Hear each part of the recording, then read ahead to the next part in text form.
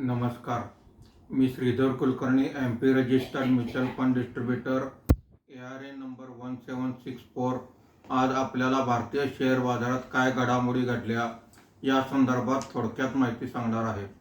आज सकाळी share market सुरू झाल्यावर तेजी होती. 11 नंतर मात्र कामकाजामध्ये चढउतार होत होते.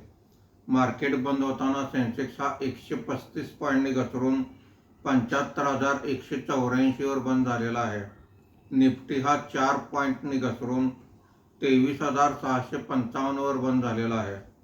आजच्या कामकाजामध्ये BSE कॅपिटल गुड्स इंडेक्स सर्वात जास्त म्हणजे 1.29% वर आहे. BSE रिअलिटी इंडेक्स 1.06% वर आहे. BSE IT इंडेक्स 0.53% खाली आहे. Nifty mid cap index 0.04%, Nifty small cap index 0.63% वर आहेत. आजच्या कामकाजामध्ये निफ्टीमध्ये वाढलेले मुख्य शेअर्स पुढील प्रमाणे: Grasim 6.17%, InterGlobe aviation 3.25%, Apollo hospital 2.85%, Bajaj auto 1.95% अशी वाढ आहे.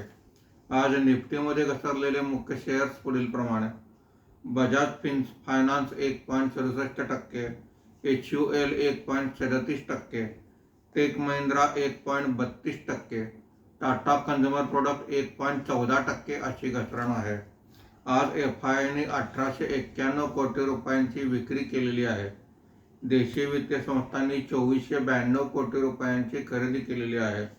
रुपयाच्या दरामध्ये आज RBIनं घेतलेल्या स्टेप्समुळे 62 पैशांची सुधारणा झालेली आहे.